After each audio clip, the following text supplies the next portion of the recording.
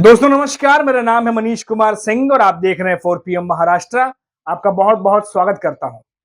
आज दिन भर खबरें छाई रही दिल्ली की, चुनावों के रिजल्ट्स आ गए और आम आदमी पार्टी आज हार गई है और बीजेपी दिल्ली के सियासत पर काबिज हो गई है।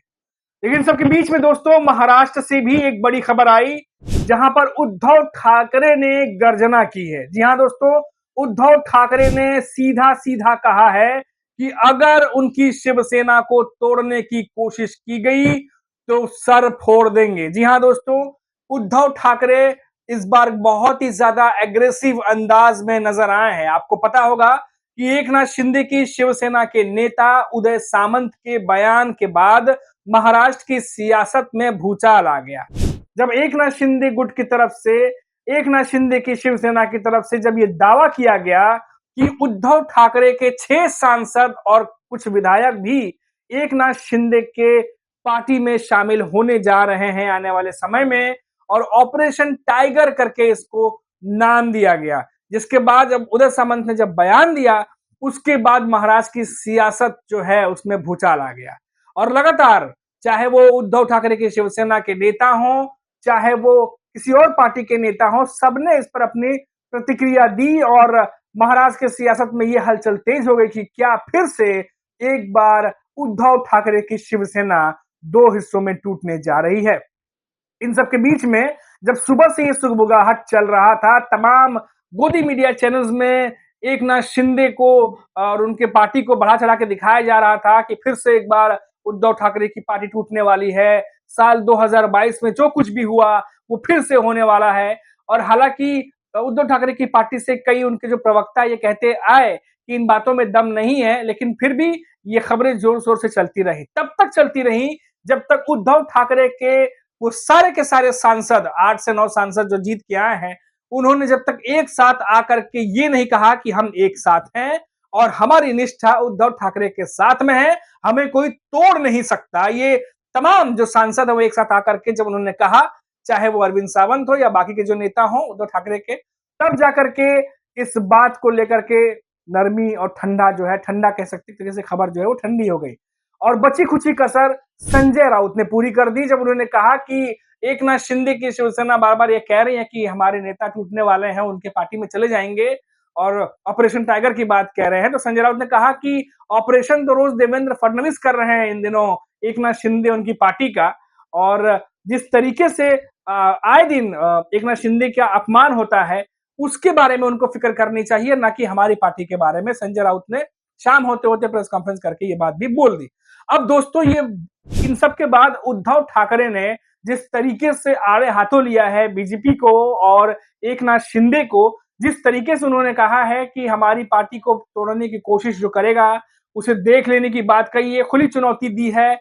और ये भी कहा है कि अगर हमारी पार्टी को तोड़ने की कोशिश की जाती है तो सर फोड़ देंगे। जी हाँ दोस्तों, पुराने अंदाज में शिवसेना जो जो जिस तरीके से जानी जाती है, जिस तरीके से अग्रेसिव बयान देते हैं नेता, उद्धव ठाकरे ने उसी तरीके से बयान दिया है। और उनके इस बयान के बाद जो है वो महाराष्ट्र की सियासत फिर से एक बार गरमा गई है। तो ये दोस्तों बड़ी अपडेट, ताजा अपडेट जो है वो महाराष्ट्र से आ रही थी, क्योंकि लगातार काफी दिनों से ये बातचीत चल रही थी दोस्तों कि क्या उद्धव ठाकरे के नेता उद्धव ठाकरे की शिवसेना को छोड़ने वाले हैं। दबी जुबान में इसका जो है वो सुगबुगाहट चल रही थी और बीच में कुछ एक आध दो नेता, खबर आई कि छोटे छोटे नेता कुछ जो थे वो यहाँ से वहां हो भी रहे थे। लेकिन जब बात सांसदों की आई और विधायकों की आई तो मामला गरमा गया, सियासत गरमा गई। और ऑपरेशन टाइगर, बार बार ऑपरेशन टाइगर के नाम से इसको बोला जा रहा था कि इस बार जो है वो एकनाथ शिंदे जो बची खुची शिवसेना है, जो पहले दो हिस्सों में बट चुकी थी, जो अभी बची हुई है उद्धव ठाकरे के साथ में, उसे भी तोड़ने की कोशिश जो है वो कर रहे हैं। और इसीलिए इस तरीके से महाराष्ट्र की सियासत गरमाई कि उद्धव ठाकरे से लेकर के और उनके तमाम सांसद, यहाँ तक कि संजय राउत, तमाम नेता सामने आए और जोरदार तरीके से महायुति पर हमला किया, चाहे वो बीजेपी हो, चाहे वो एकनाथ शिंदे की शिवसेना हो। अब इसकी जो सुगबुगाहट थी दोस्तों कि पार्टी टूटने वाली है और तमाम अटकलें थी, उस पर पूर्ण विराम जो एक तरीके से लग गया है और तरीके से चेतावनी भी उद्धव ठाकरे ने दे दी है। अब देखना होगा कि एकनाथ शिंदे की पार्टी के नेताओं का इस पर क्या रिएक्शन आता है, क्या बयान आता है।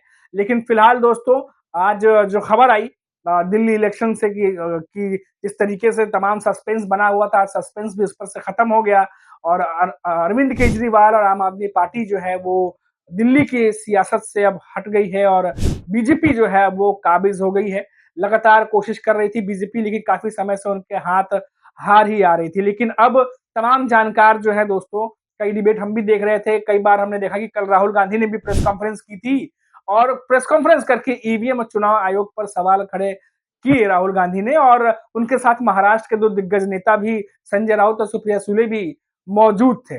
और आपको बता दें कि संजय राउत, जो कि हमेशा अपने तीखे बयानों और तंज के लिए जाने जाते हैं, उन्होंने भी ये बात कही जो अखिलेश यादव ने कही थी कि चुनाव आयोग जिंदा है या मर गया है। अगर जिंदा है उनका ज़मीर, तो उन्हें जवाब देना चाहिए।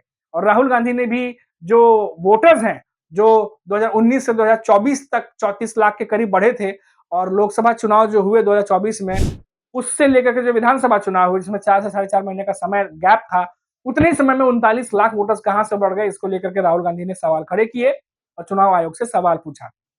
हालांकि चुनाव आयोग ने कहा है कि वो लिखित में इसका जवाब देंगे, पर इसको लेकर के भी महाराष्ट्र में सियासत गरमाई हुई है।